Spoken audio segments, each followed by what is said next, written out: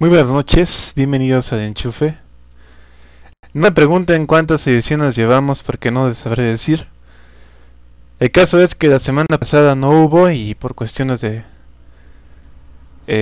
meramente personales estaba bastante cansado, preferí dormir a hacer el enchufe y lo preferí porque me iban a escuchar todo adormilado y nervioso y enojado. Entonces mejor lo omitimos. Una disculpa para los que nos esperaban. Yo espero seguirlo haciendo regularmente. No va a ir en mi recámara. Pero bueno, nada más por avisar, ¿no?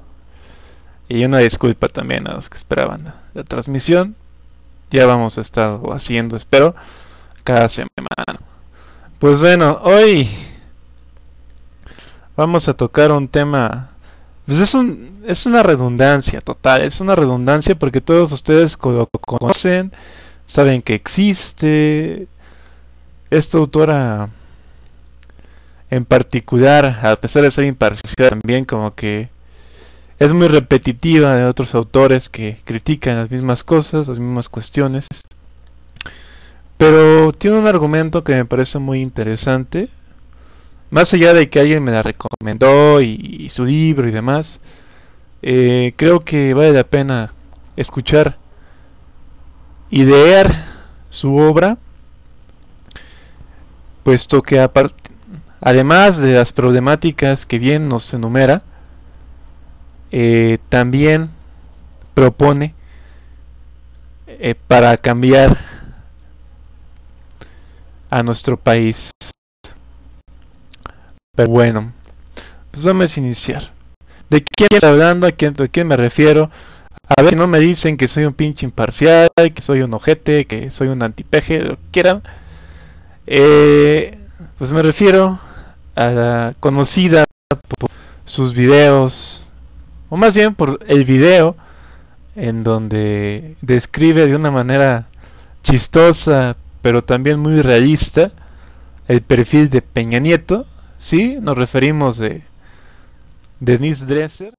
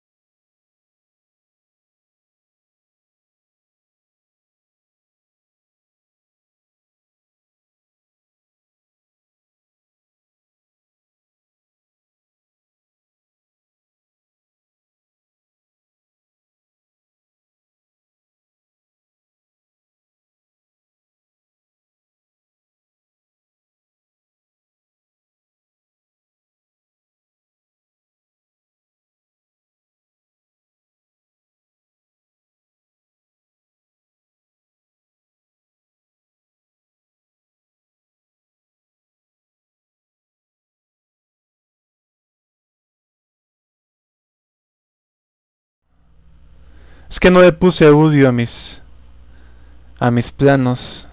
Joder. Bueno, vamos.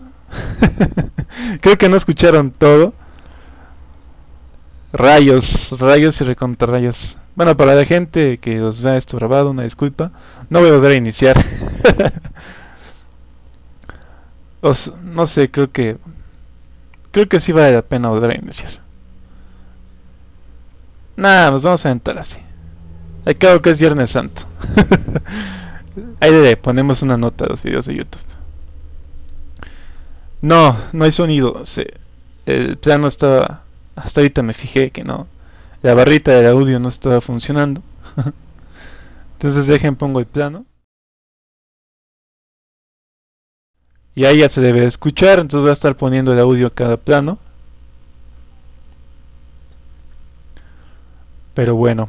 Les decía, cuando cambié la imagen y no se escuchó nada y todo se quedó mudo, la idea principal de este libro, o el por qué titula así a su obra de Denise Dresser, El país de uno. Ella decía lo siguiente: México no es el país de Andrés Manuel López Obrador, o Enrique Peña Nieto, o Carlos Slim, o Emilio Azcárraga, o Carlos Romero Deschamps, o el Pastor Gordillo, o Felipe Calderón. No es el país de los diputados, o los gobernadores, o los burócratas, o los líderes sindicales, o los monopolistas. Es el país de uno, el país nuestro. ¿Sí? Esta es la idea, la frase por la cual le da este título al libro, y es muy congruente porque va a estar enumerando chamacones o chamaconas tan corruptos como los conocemos en todo el libro, y además va a proponer soluciones, ideas novedosas que no las escuchamos muy a diario, que no las vemos en los medios de comunicación, pero que sin duda alguna tienen valía y vamos a estarlas tocando, ¿no? A lo largo de este. Insisto, una disculpa por que no se escuchaba, apenas me di cuenta y gracias por mencionarlo, que no se escuchaba el plano, pero creo que ya estamos correctamente. En el prólogo hay una... Hasta la década perdida de Salinas es útil. Ok. La tarea que nos toca son 3 puntos que ella considera. Ya veremos después las 10 cuestiones que los ciudadanos pueden hacer para cambiar el país. Pero antes de todo ello, hay 3 puntos generales de cómo podríamos los mexicanos, de acuerdo a su subjetividad, no de acuerdo a la mía. Yo voy a decir si está bien o está mal. Ustedes también díganlo, no tengan miedo. Sobre lo que nos toca. Aquí sí se escucha, no sé. Creo que fue un problema del plano, pero bueno. El primer punto dice así: mirar a México con más honestidad. Un México posible al cual tenemos derecho a aspirar. Un México capaz de triunfar gracias al vigor de su sociedad. Un México abierto al mundo, a ideas e inventos, a bienes y servicios, a personas y culturas. Un México capaz de adaptarse a las nuevas circunstancias globales y reaccionar con rapidez ante los retos que entrañan. Un México capaz de crear los hábitos mentales que promueven la participación en vez de la apatía, la crítica en lugar de la claudicación, el optimismo de la voluntad por encima del pesimismo de la fracasonomía. Un país de personas que piensan por sí mismas y no necesitan a políticos, líderes sindicales, o maestros o empresarios que les digan cómo hacerlo. Eso es Denise Dresser. Luego dice lo siguiente: hacer una declaración de fe, una filosofía personal basada en la premisa de que la acción individual y colectiva sí sirve, una lista de reglas para ver, andar, vivir, cambiar, exigir y no solo presenciar, un conjunto de creencias que son tregua contra el pesimismo, antídoto contra la apatía, recordatorio del destino imaginado, un ideario en el cual combatir al desconsuelo que deja leer periódicos o ver los noticieros de manera cotidiana, el yo creo. Y finalmente en su tercer punto ella dice, recuperar el país rentado.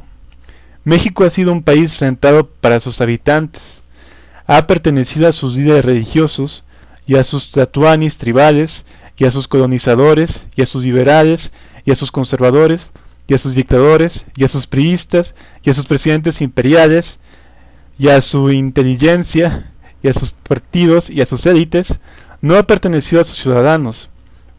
Por eso pocos lo cuidan, pocos lo sacuden, pocos lo aspiran, pocos lo lavan, pocos lo enceran, pocos piensan en que es suyo, pocos lo tratan como si lo fuera, porque nadie nunca ha lavado un carro rentado.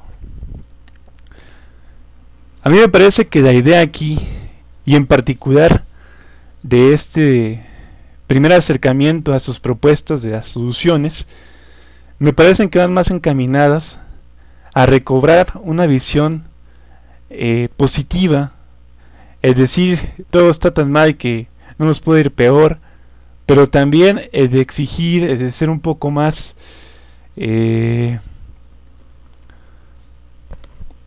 coercitivos, ¿no? Movernos, pero de otra manera, de manera individual, no solamente colectiva, ¿sí? Aspirar a algo mejor, es lo que ella promueve aquí.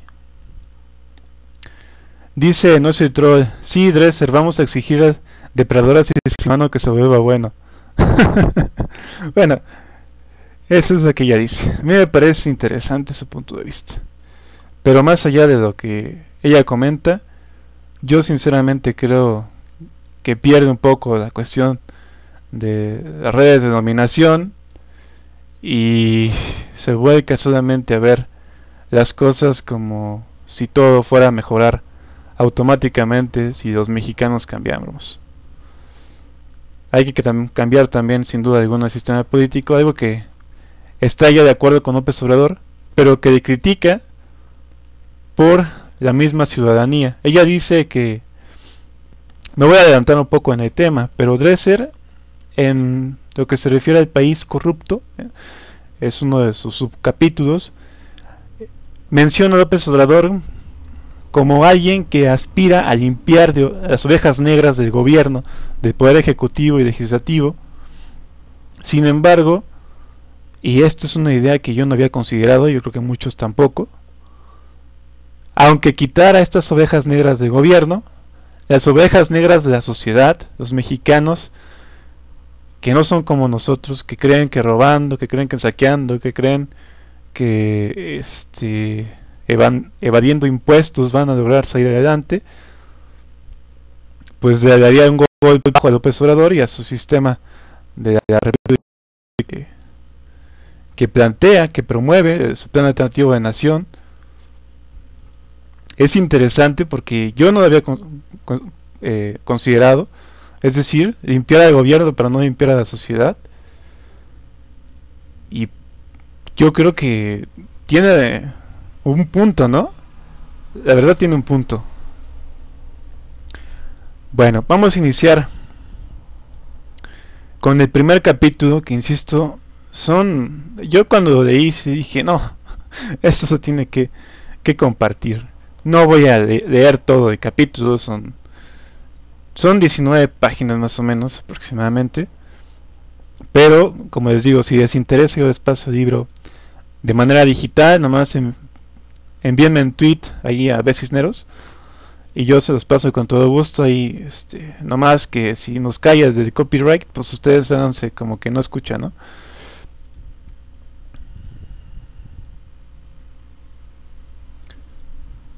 Ya llegó el cronauta, dice, de acuerdo con Cisneros en ese punto, tenemos este gobierno, en gran parte por el tipo de sociedad que somos. Sí, definitivamente. Pero bueno, hace rato, y qué bueno que llegó Cronauta, yo le preguntaba a Cronauta, porque yo tampoco soy muy conocedor, qué tan buena era, ¿no? Denise Dresser, y me pasó por ahí otros autores que han sido más ignorados, que quizás son un poco más tajantes, más críticos por esta cuestión de que son más radicales. Pero la verdad, la opinión de Denise también es interesante, es buena. Y yo estoy convencido de que estos puntos nos pueden ayudar en algo. Pero bueno, vamos al primer subcapítulo, que dice así: País dormido. Así inicia el cómo hemos sido, el primer capítulo de este libro, El País de Uno. Y en síntesis, lo que dice Denise Dresser es lo siguiente: México es como Rip Van Winkle, el famoso personaje del cuento corto de Washington Irving, que decide tomar una siesta y duerme durante 20 años, inconsciente ante los cambios que ocurren a su alrededor. El mundo se transforma mientras Rip ronca, el mundo se mueve mientras Rip se acurruca al margen de él, y en nuestro país sucede algo similar, algo más o menos igual. Funcionarios que siguen durmiendo el sueño de los injustos, arrullados por la estructura de gobierno que se los permite, representantes que siguen tomando la siesta, cobijados por una forma de ejercer el poder que concentra su ejercicio, el sueño compartido de la clase política como un pacto con cláusulas secretas, no sacudir la colcha, no cambiar las sábanas, no alterar la dosis diaria de los somníferos, aunque el país le urja hacerlo. El primer punto con que ella comienza es realmente destrozador, ¿no? Ella menciona que somos un país dormido, un país somnoliento, como originalmente lo describe, aunque no son todos, obviamente, los mexicanos, como bien dice Knauta, pero sin duda alguna, en este punto da esta otra crítica que ya habían hecho aquí mención en el chat del señor Knauta, de que realmente tenemos el gobierno que merecemos. ¿Por qué? Porque somos una sociedad verdaderamente poco benéfica, ¿no?, para el Estado. Igual el Estado no nos ayuda mucho, hay que decirlo también, ¿no? ¿Qué podemos rescatar aquí? ¿Qué podemos cambiar esta situación, ¿no? Yo no creo que ella daba un punto sobre las tareas que nos tocan, en el que seamos un poco más coercitivos, en que levantemos la voz, en que no nos quedemos callados, en que nos informemos. Sí, ese es un paso crucial, pero también no debemos olvidar nuestra relación con el otro, ¿no? Con el otro mexicano, con el vecino, con el amigo. No debemos ser aislados en este capitalismo individualizador, ¿sí? No debemos dormirnos en nuestra cama solos. O sea, tenemos que exigir de alguna manera, pero exigir también cambiando a nosotros. No podemos exigir siendo los mismos. Tenemos que quitarnos esas telarañas para exigir, ¿no? Pero bueno. Y seguimos con el siguiente subcapítulo, que dice así: País idiotizado por el petróleo.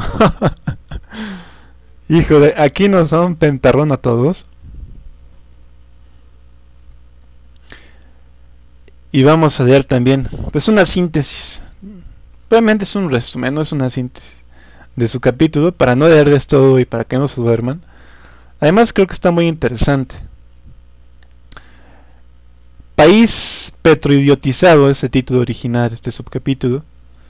Hace una cita de Michael Ignatieff y dice: el petróleo puede idiotizar a un país, puede volverlo flojo, complaciente, clientelar, parasitario, más interesado en vender barriles que en educar a su población, más centrado en la extracción de recursos no renovables que en la inversión en talentos humanos, más preocupado por distribuir la riqueza entre unos cuantos que por generarla para muchos.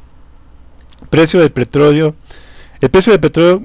menor será el ímpetu reformista, el compromiso modernizador. México, adicto a la venta de petróleo, equivocándose una y otra vez, presa desde hace 40 años de la maldición que entraña obtener ingresos con tan solo perforar un pozo, construyendo un país donde todo gira alrededor del oro negro y quien lo controla, donde todo depende del precio del barril y quién se beneficia con su venta, donde no importa cómo competir sino cuánto extraer, donde no importa cómo innovar sino dónde perforar, donde no importa crear emprendedores sino proteger depredadores, porque cuando un gobierno obtiene los recursos que necesita para sobrevivir vendiendo petróleo, no tiene que recaudar impuestos, y un gobierno que no recaude impuestos para pagarse a sí mismo y a sus aliados, no tiene que escuchar a su población, o representarla, o atender sus exigencias, porque cuando el petróleo se acabe, el impacto será brutal.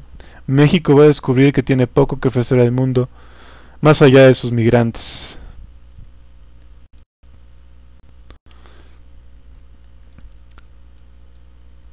Es un golpe brutal porque de alguna manera podemos entender por qué el gobierno no hace nada, ¿no? Mientras sigan beneficiándose del petróleo, tanto los sindicatos como los gobernantes y no los gobernados, pues vamos a tener una situación de desigualdad.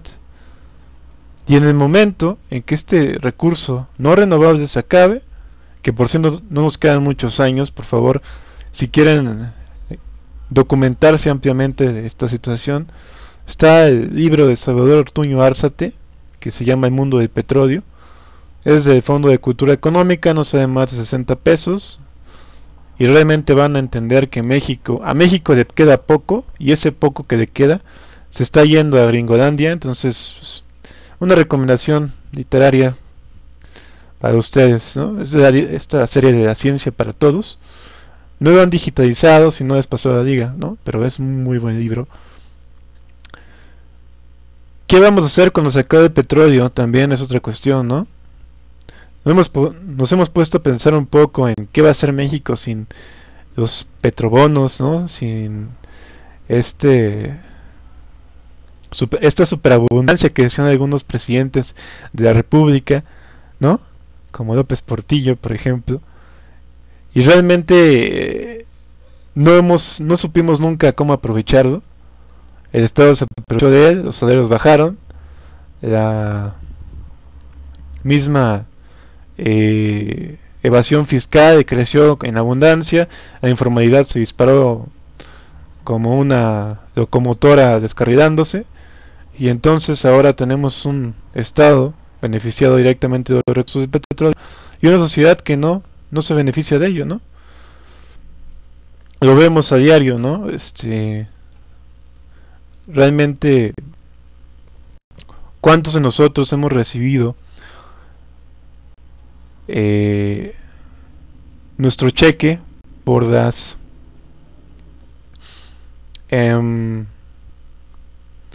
¿cómo se llama esta cuestión? Bueno, pues sobrantes, ¿no? Que queda del petróleo cada año. ¿Cuántos hemos recibido nuestro cheque? Se supone que si dividimos los sobrantes del petróleo que quedan libres, o sea, las ganancias sobrantes, le tocaría a cada mexicano más o menos 1,200 pesos, ¿no? Cada año. ¿Cuándo hemos recibido ello? O sea, ¿cuándo hemos recibido ese cheque reembolsándonos lo que es nuestro, supuestamente, ¿no? Dice el Kenauta con una frase: la riqueza consiste mucho más en el disfrute que en la posesión, de Aristóteles. Sí, completamente de acuerdo. Completamente de acuerdo. Realmente es eso, ¿no? No hemos sabido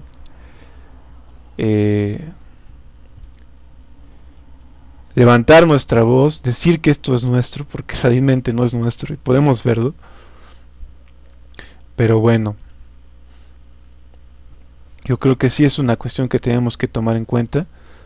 Y que quede la pregunta, ¿no? Para todos, o sea, ¿qué vamos a hacer? No solo el Estado seguramente va a decir: ya no te puedo mantener, ya no te puedo dar servicios, hazte bodas, hazte como quieras, o te va a exigir que le pagues 25% de IVA o 30%, quién sabe qué vayan a hacer.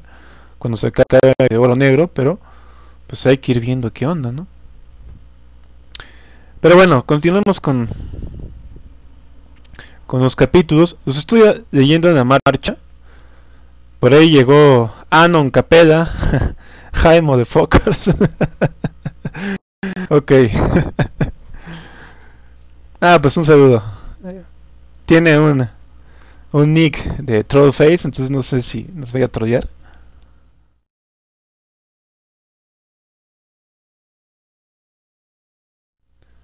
El punto que sigue es el país mal educado.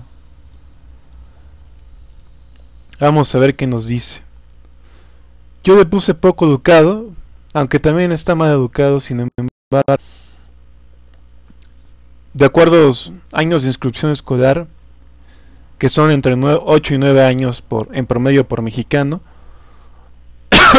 perdón, comparado con nosotros, que ya tenemos, por ejemplo, un nivel universitario, o estamos cursando uno, si nos ponemos a pensar cuántos años tenemos en la escuela, o cuánto hemos invertido en nuestra vida de escuela, pues es mucho más de la mitad. Yo al menos tengo 15 años estudiando, ¿no? Y si te pones a pensar en ello, obviamente desde la primaria hasta acá, si te pones a pensar en ello, realmente qué estás haciendo tú como persona educada para cambiar esto. Pero bueno, vamos a leer lo que ella menciona. Es una síntesis del subcapítulo y dice así: un sistema educativo indefendible erige en torno a millones de mexicanos, víctima de una educación que no le permite a México competir y hablar y relacionarse con el mundo, víctimas de una escuela pública que crea ciudadanos apáticos, entrenados para obedecer en vez de actuar, educados para memorizar en vez de cuestionar, entrenados para aceptar los problemas en vez de preguntarse cómo resolverlos, educados para hincarse delante de la autoridad en vez de llamarla a rendir cuentas, y ante la catástrofe conocida, lo que más sorprende es la complacencia, la resignación, la justificación gubernamental y la tolerancia social. Millones de niños mexicanos haciendo planas, copiando párrafos, memorizando fechas, acumulando la ignorancia en la forma de datos inertes. Millones de niños mexicanos que aprenden todo sobre los héroes que nos dieron patria, pero no se les educa para que sepan cómo ser ciudadanos activos en ella. Millones de niños mexicanos coloreando figuras de héroes mexicanos muertos, memorizando historias de victimización, rindiendo de tributo al pasado antes de pensar en el futuro, sobrevivientes de una educación construida sobre mitos, enfocada para producir una identidad nacional. Si no se instituye un patrón único de maestros, si no se transforma la educación normalista, si no se crean sistemas de formación continua de profesores, si no se implanta la certificación periódica y obligatoria para los docentes, si no se involucra a la sociedad civil en una revolución educativa, México continuará siendo un país parapetado detrás de las excusas y el miedo y la tibieza y la renuencia de tantos a pagar costos políticos.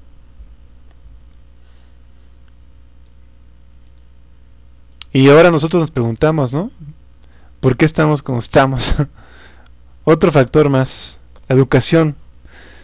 El pilar más importante, de acuerdo a Denise Dresser. Si bien es cierto, y yo creo que ahí como que exageró, que pensemos primero en el futuro que en el pasado, yo siempre he creído que la historia nos puede aportar ideas, nos puede aportar datos que nos ayuden a no repetir las mismas incoherencias, los mismos errores. Tener una visión futurista es buena, claro que sí, pero no hay que olvidar la historia. La historia verdadera, no la historia que nos cuentan extraoficialmente, ¿no? Dice el cronauta, 8 o 9 años de mala calidad. Sí, es descripción escolar, o sea, inclusión escolar, perdón. Y realmente lo vemos, ¿no? Mexicanos trabajando de obreros, mexicanos trabajando de maestros en escuelas patito, ¿no? De guardias de seguridad, mexicanos trabajando de cajeros en Walmart, ¿no? Ganando una baba. Y todo por ello, ¿no? No se nos educa para ser capaces. No se nos educa para inmiscuirnos en la sociedad y tratar de cambiar las cosas. Se nos educa para repetir, para tolerar, para ser renuentes, como bien dice Denise Dresser. Y no se nos educa para competir, ¿no? Para abrirnos a este mundo globalizado que habrá muchos que se opongan a él, pero la realidad es que nos está comiendo.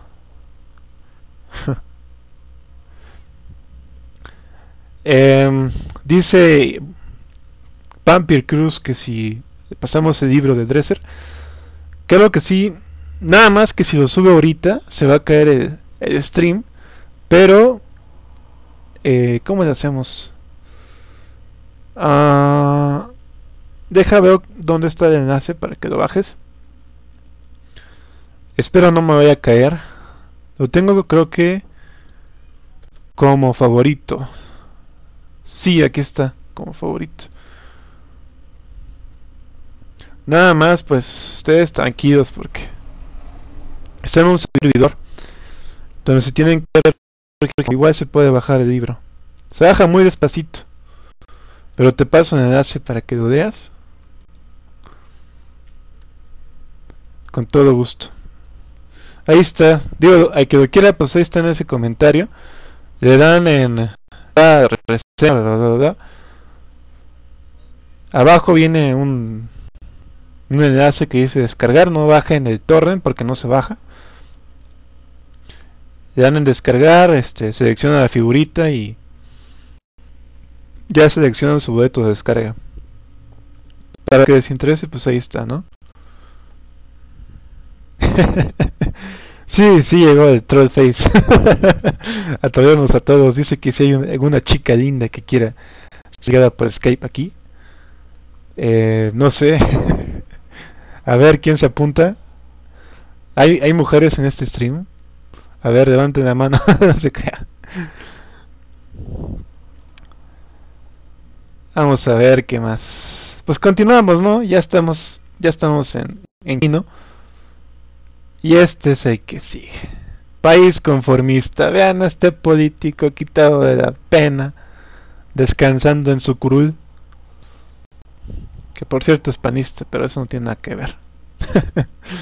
Bueno, esto es lo que sintetiza Denise Dresser. Bueno, yo sintetizo el libro de Denise Dresser para que me haga bolas, ¿no? Y ella comenta lo siguiente. México se ha convertido en el país del por lo menos, el país de los estándares bajos y las expectativas encogidas, el país donde las cosas están mal, pero podrían estar mucho peor. México ya no vive en el laberinto de la soledad, está atrapado en el laberinto de la conformidad. Hoy, la defensa del país basada en el argumento del por lo menos equivale a una defensa de la mediocridad, equivale a una apología del gradualismo que beneficia a pocos y perjudica a muchos. México solo será un país mejor cuando sus habitantes dejen de pensar en términos relativos y empiecen a exigir en términos absolutos, cuando se conviertan en profetas armados con una visión de lo que se podría ser, cuando empuñen lo que Martin Luther King llamó coraje moral, cuando vociferen que los bonos navideños y las obras interminables y los aeropuertos caóticos y las cárceles incontrolables y la inseguridad rampante y la violencia desbordada y el estado ausente son realidades que ningún mexicano está dispuesto a aceptar. Porque si nadie alza la vara, el país seguirá viviendo, aplastado, debajo de ella, con la prevalecencia de tantas ideas moribundas. Se debe a una combinación de factores: el cinismo, la indiferencia, la protección de intereses, negocios, concesiones y franquicias multimillonarias, pero con estas explicaciones yace un problema más pernicioso, la gran inercia intelectual que caracteriza al país en la actualidad. ¿Cómo ven? El por lo menos, ¿no? Es la idea general. México es por lo menos no somos así, por lo menos no hemos perdido esto, por lo menos aún nos queda, pues la salud, ¿no? por lo menos no me han quitado mi casa, por lo menos este aún puedo pagar las deudas, por lo menos, por lo menos, por lo menos. Y para de contar, yo así lo entiendo esta cuestión de que somos conformistas, de que no, según su visión, la visión de Dios debería ser no la mía. Que somos un país que no quiere eh, luchar, digamos, por tener algo mejor, por crear una sociedad verdaderamente eh, activa, ¿no? Consciente, informada, capaz, argumentativa, ¿no? No, somos conformistas, somos el por lo menos, ¿no? Y este gordo de por lo menos, pues disfruta de esto. Dice Raccoon que la mayoría quieren hacerse ricos sin trabajar duro y con honestidad. Así es, así es. Dice Cookie Chris que el gobierno ve nuestro conformismo y más encaja. Sí, son como garrapatas, ¿no? O las mismas cucarachas que si hay una, detrás de ella va a haber 40, va a haber 400, quién sabe cuántas cucarachas haya. Y nosotros en vez de actuar, o sea, en vez de utilizar un buen insecticida, pues las dejamos ahí que caminen, ¿no? Al fin y al cabo, pues, ¿qué nos importa? ¿No? Por lo menos no se han comido nuestra cena. Pero bueno, pues seguimos porque si no vamos a acabar llorando todos. Y la verdad es que los puntos son muy deprimentes, pero también tienen un alto grado de verdad. Y sí, todavía sea muy repetitivo de varios autores y podamos citar a otros, pero esta compilación que hace en su libro me parece acertada. Más allá de cuestiones ideológicas, la verdad es que lo hace de una manera bastante sencilla porque el libro se lee con una claridad enorme. No necesita ser un intelectual ni un erudito para poder leer esto. Está muy sencillo. Lo que sigue, país discriminador. Otro golpe más, ¿no? Para algunos, insisto, no para todos.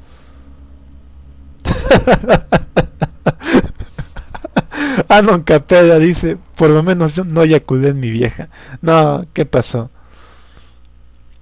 Apliquen la de sin gorrito no hay fiesta, por favor. Ahí está el Simi que no se raja, digo, si no quieren gastar tanto. O vayan al seguro, hay que regalar en uno. Pero no hagan eso, por favor. Bueno, país discriminador.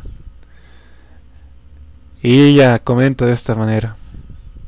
Mexicanos que se matan los unos a los otros, que se burlan los unos a los otros, que se discriminan entre sí, pensando que eso es normal, pensando que así es la vida, que así es el país, que así es la democracia, que la violencia y el odio y la homofobia y el racismo no son motivos de alarma, que no son problemas profundos que requieren soluciones urgentes, que la sociedad solo enfrenta divisiones de clase, más no de raza o de género o de preferencia sexual, porque las mayorías complacientes ignoran a las minorías marginadas, porque la peor violencia la padecen los pobres, porque las mujeres son vistas como cuidadoras de segunda categoría, como ciudadanas, perdón, de segunda categoría, porque los indígenas son ignorados hasta que se sublevan en Chiapas. ¿No? ZLN. Híjole. Lo pensamos, ¿no? Lo vemos. Inclusive de su servidor ha habido algunas en algunas ocasiones este tipo de comportamiento. No lo voy a negar, sinceramente. En algún momento de mi vida he hecho este tipo de cosas tan lamentables hasta que me entró la conciencia y dije ya no, pero pues hay que tenerlo claro, también somos discriminadores, ¿no? Raccoon dice que lo escuchen aquellos que piensan que los gobiernos actuales han sido buenos. ¿Sí? Que los gobiernos han sido excelsos en su actuar, en sus decisiones y todo lo demás.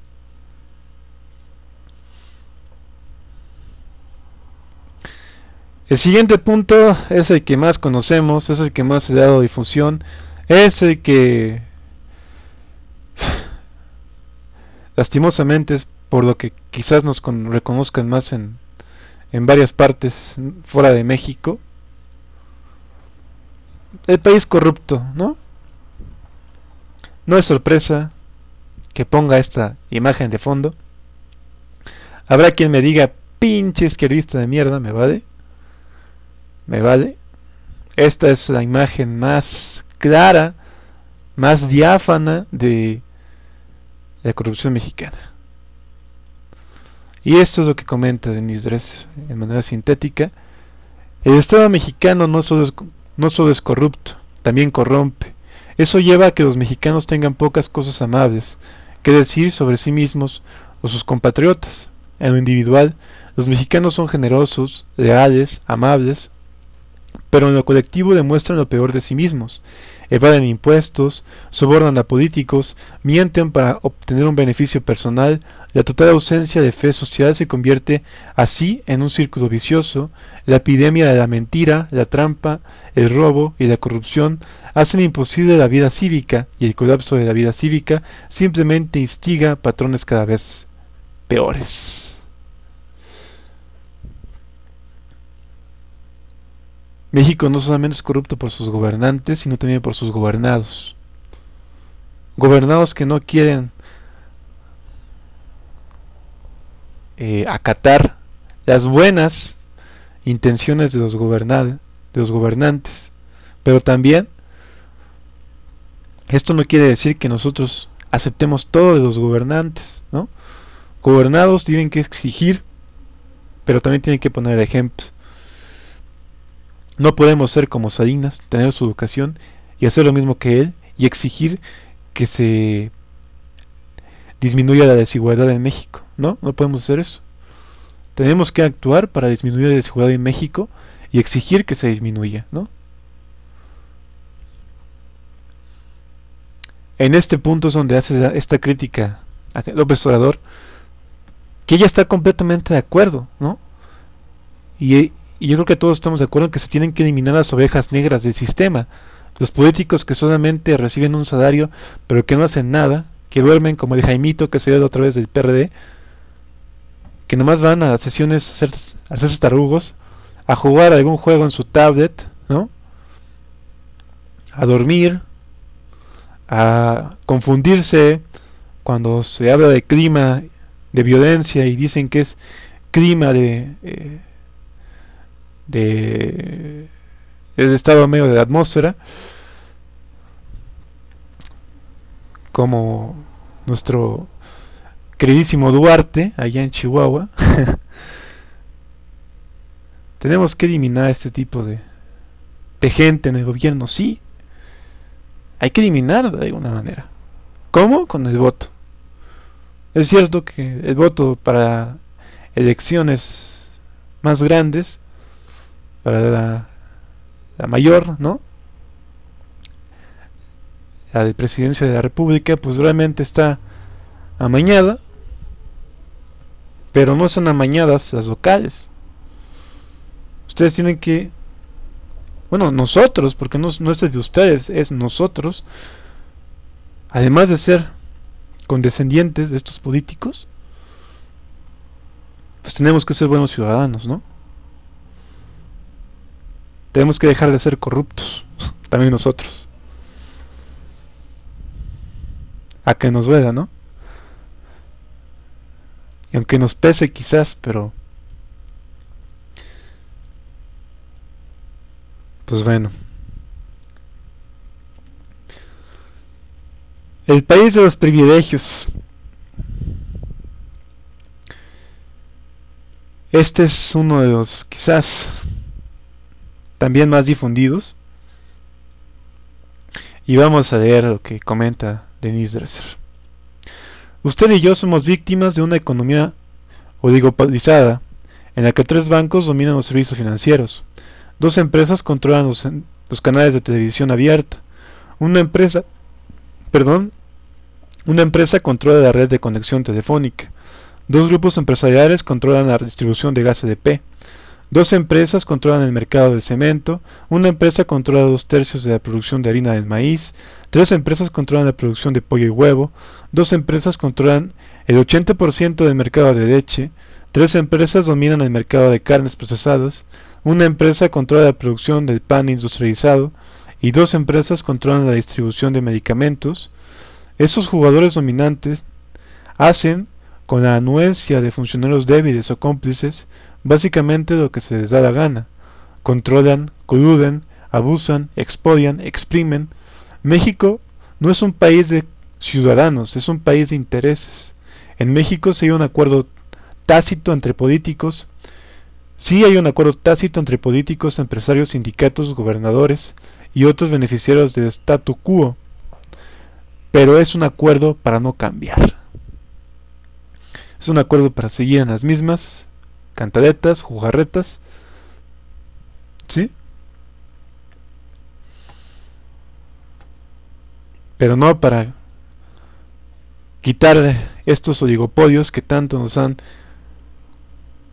perjudicado. Ella decía un dato que, por ejemplo, los pobres de este país pagan 40% más las cosas o los servicios más básicos como telefonía, porque no hay competencia, porque ellos establecen los precios que quieren. Y no solamente son las telecomunicaciones, es el gas, es la televisión, es el propio alimento, ¿no?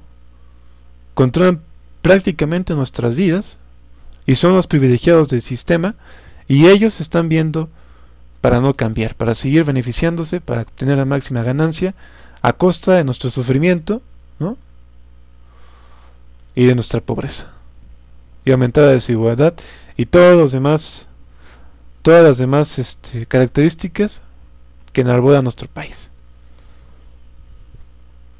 Dice el Cronauta: 3 partidos controlan la política mexicana, y sigue la lista. Sí, definitivamente. Y aunque yo diga que el Pacto por México tiene algunos puntos interesantes, la verdad es que dudo mucho que lo vayan a cumplir. Y dudo mucho que vaya a continuar por un rato más, porque según las notas que han salido, dicen que ya no hay dinero para financiarlo, que luego se ponen en desacuerdos, luego que uno quería esto pero el otro quería aquello. Total es de que los consensos sí existen, ¿no? Pero son consensos para no cambiar. Dice Anon Capella: Obrador le hizo sexo oral a Salinas sin protección. Obrador, además de ser un personaje tan querido por la gente, también ha cometido errores, ¿no? Quizás no han sido tan grandes, tan importantes, tan conocidos como los de políticos de la derecha o el centro, disque centro, y también disque de izquierda, porque eso no es izquierda, pero de que ha cometido errores, ¿no? Se le han criticado en su momento, ¿no? Bueno, está ahí Raccoon y Cronauta, pues, muy buenas noches a ambos. Perdonen ustedes la tardanza de mi recibimiento, pero pues sean bienvenidos. Y finalmente vamos a cerrar con algo un poco menos deprimente, porque ya creo que muchos ya están como que este güey nos quiere hacer cambiar de fondo, y ya no estoy para escuchar a pinches los criticones, ¿no? Y finalmente vamos a hablar de las acciones ciudadanas para el cambio de país, ¿no? Esto aparece ya casi al final del libro, en la página 88. Si por ahí Vampire está escuchando, vete a la 88 y vas a ver estos puntos. Voy a leer simplemente la idea general de cada uno. Y esto es lo que Denise Dresser propone para cambiar nuestro país. Sí, porque no nomás es cuestión de enumerar las problemáticas, las corruptelas y todo lo que nosotros conocemos, sino también de proponer, ¿no? Y esto ella lo hace de una manera correcta, me parece.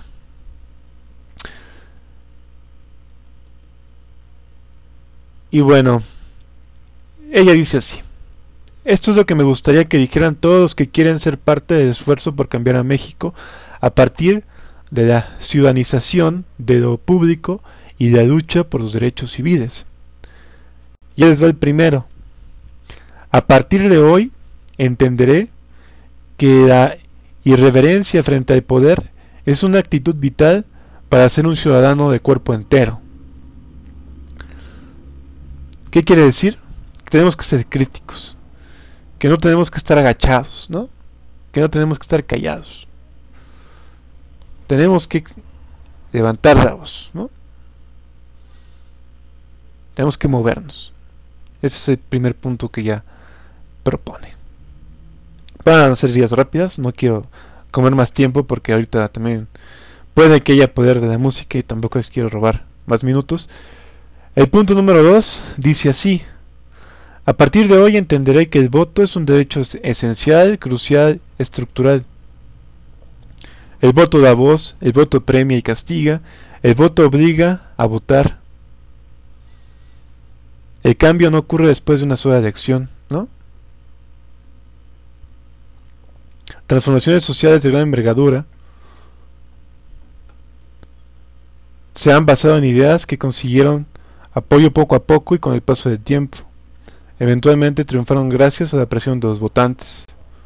Porque no nomás es votar, es también exigir que se hagan las cosas, que se construyan o se creen leyes necesarias. No nomás es ir a dejar tu voto en la urna y ya confiarte de que todo va a salir bien. Otro de los puntos que ella promueve, y si ustedes recordarán, en sus videocolumnas ella promovía el voto nulo. Curioso que Denise Dresser estuviera tan alejada, ¿no?, de lo que en aquel entonces era todos votemos por el PG. Pues ella decía voto nulo. Es raro, ¿no? Pero también es parte de su indiferencia, hay que decirlo tal cual. Pasamos al tercer, que dice así: a partir de hoy me informaré sobre lo que pasa en mi país. Leeré los periódicos más que ver los noticiarios o los noticieros. Comprenderé que si obtengo la mayor parte de mi información política de la televisión, no estaré expuesto a grandes pedazos de la realidad nacional. ¿Qué quiere decir?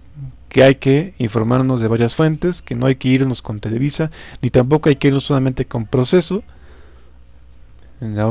por otra parte.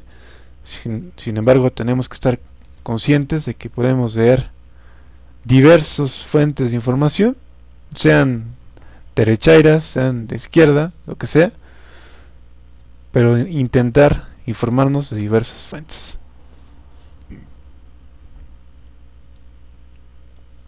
No sé si se dejó de escuchar. No, creo que no, simplemente se pausó. Vamos al punto 4. Vamos a ver dónde está el punto 4. Y dice así: a partir de hoy me comprometo a hacerle marcaje personal a mi diputado, o a mi presidente municipal, o a mi gobernador. Comprenderé de esta manera, o de manera diferencial, frente a la autoridad. Al mínimo, debo tratar a esa figura como mi igual. ¿Sí? Tenemos que exigir desde lo local hasta lo global, ¿no? Hasta lo, bueno, en este caso hasta lo nacional, a cada uno de los actores políticos que nos gobiernan.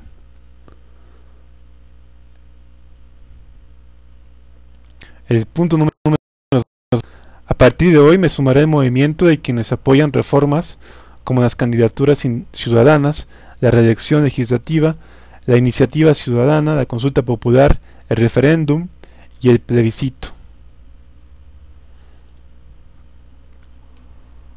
Incentivar y dejar poco a poco el partidismo por una sociedad más abierta y más democrática, ¿no? Que es lo que nos hace tanta falta.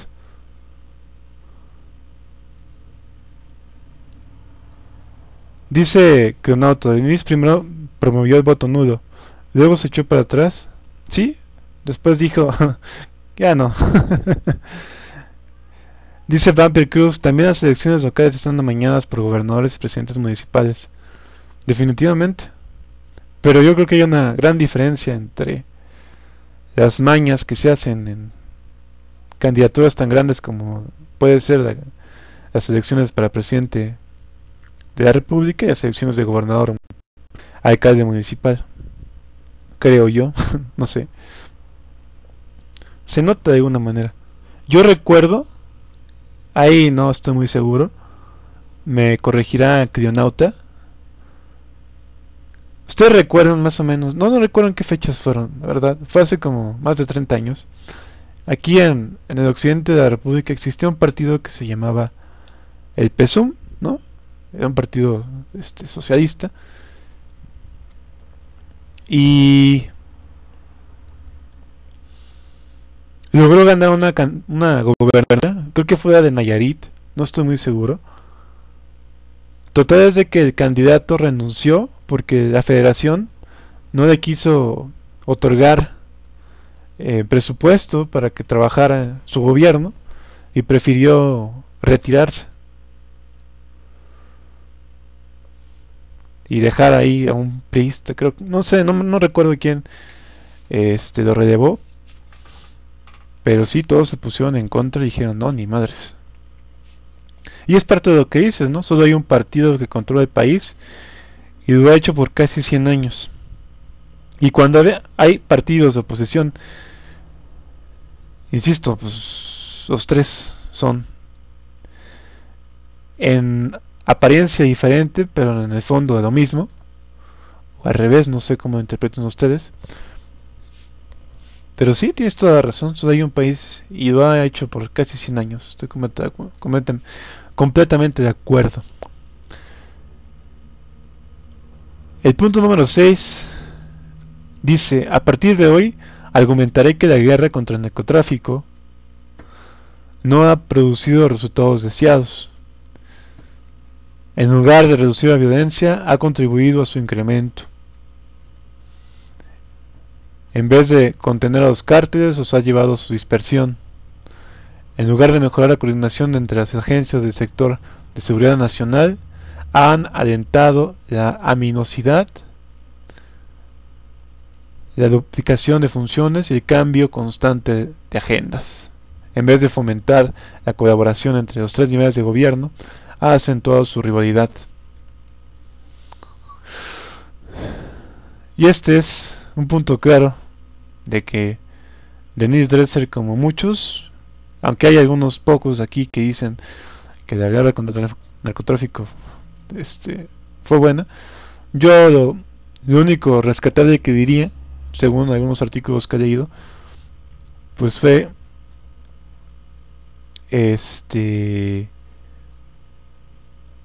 que al menos subjetivamente y muy alejado de la realidad, la intención del enanito no era mala, ¿no? Pero nunca consideró la realidad y ahí se pierde su intención buena y se convierte en mala. Se convierte en maligna.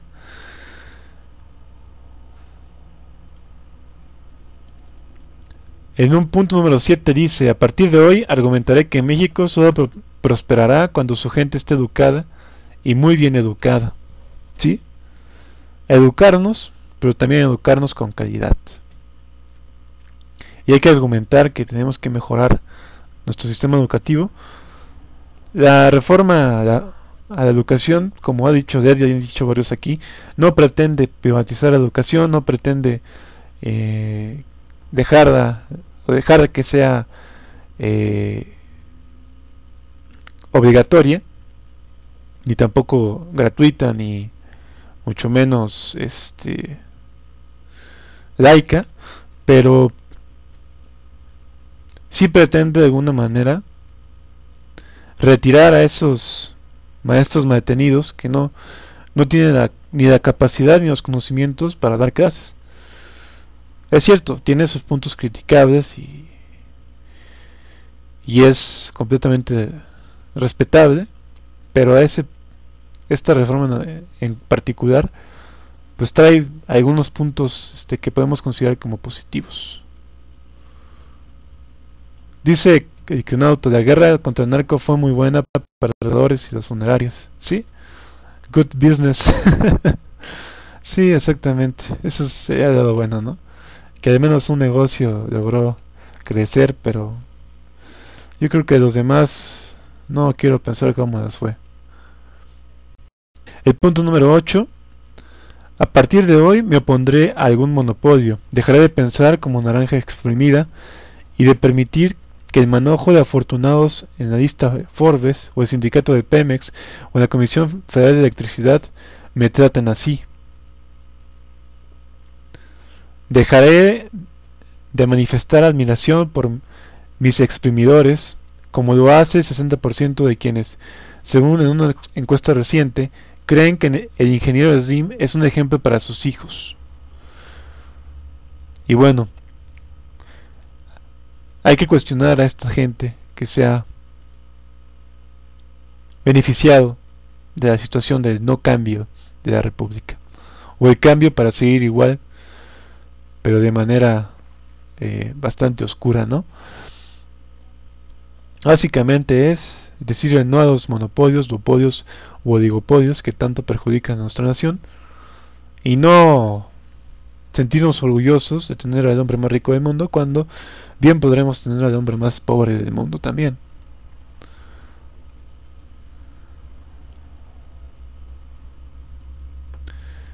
El punto número 9.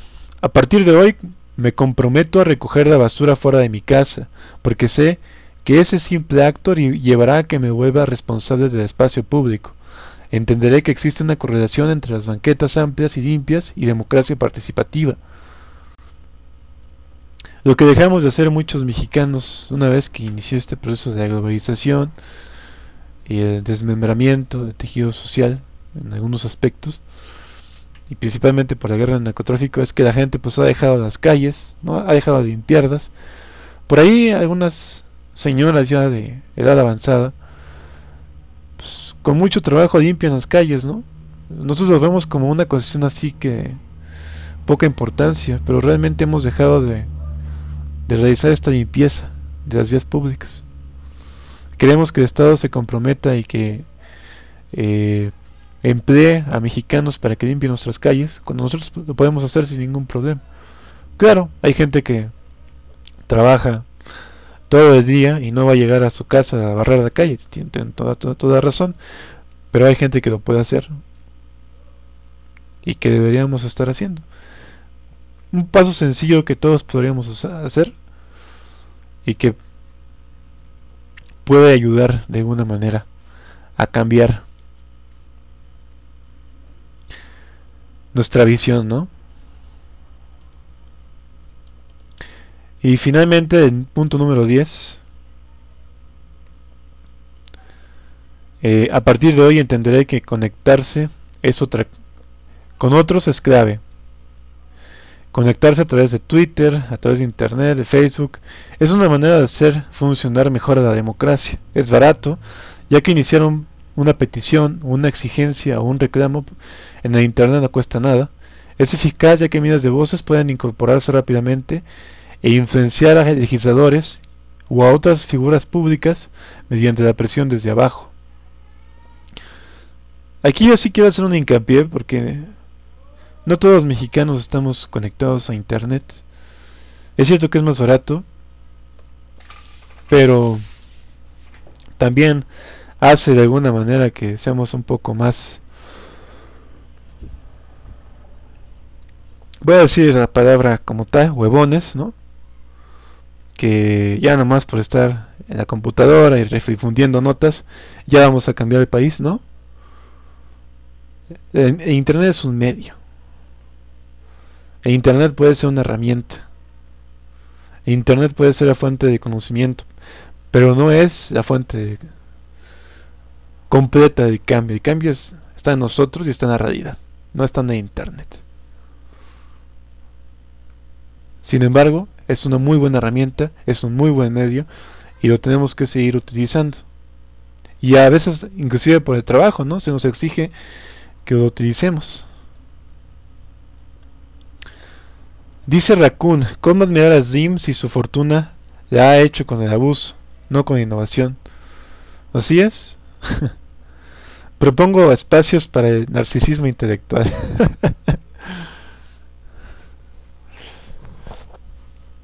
Pero bueno, pues ya derribamos casi 20 minutos, señor Apolo. No sé si voy a hacer el poder de la música. Quería ponerles más videos, pero eran básicamente la imparcialidad de Denise Dresser. Vamos a cerrar este enchufe con el video que más aplausos le ha traído a esta periodista, que menos críticas de los sectores de izquierda ha generado, por obvias razones, pero que también para cualquier sector, independientemente de su ideología política, ¿no?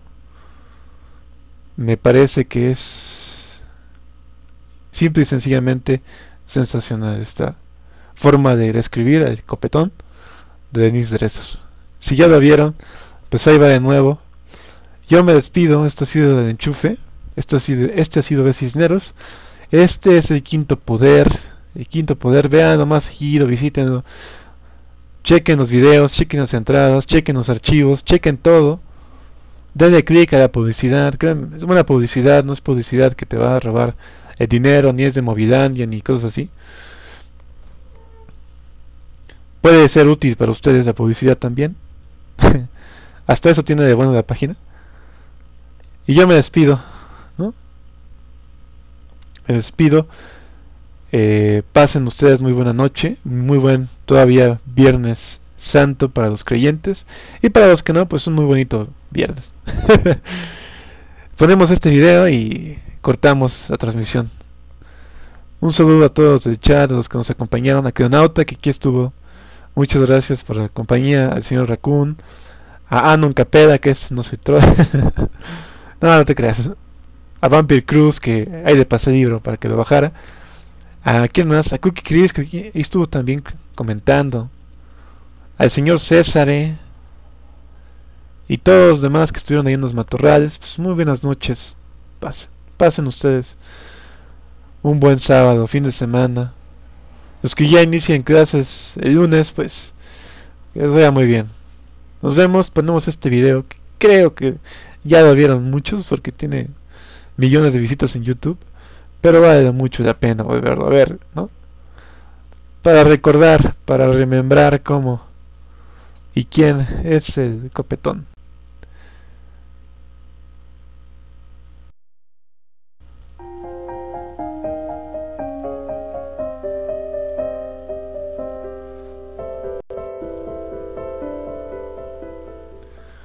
Aquí va lo que todo ciudadano mexicano debería saber sobre Enrique Peña Nieto.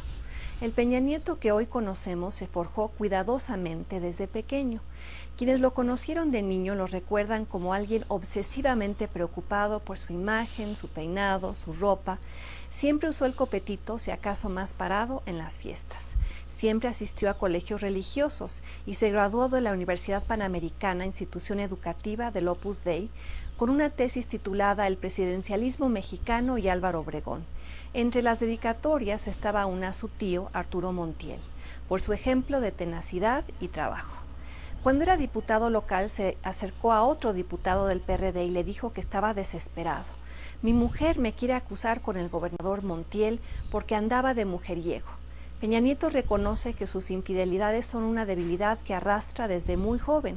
De hecho, tuvo 2 hijos fuera del matrimonio, uno murió de cáncer, el otro vive. Una crónica de sus giras por el Estado de México lo describe así.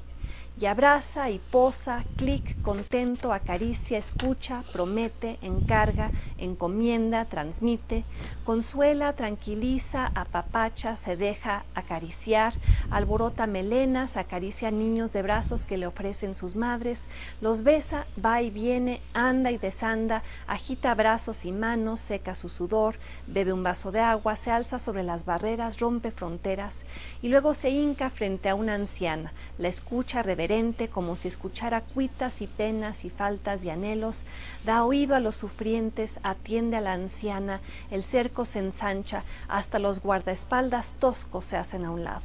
Esta crónica retrata el universo de Peña Nieto y el contexto fácil, cómodo y adulatorio que lo ha acompañado en su camino a Los Pinos.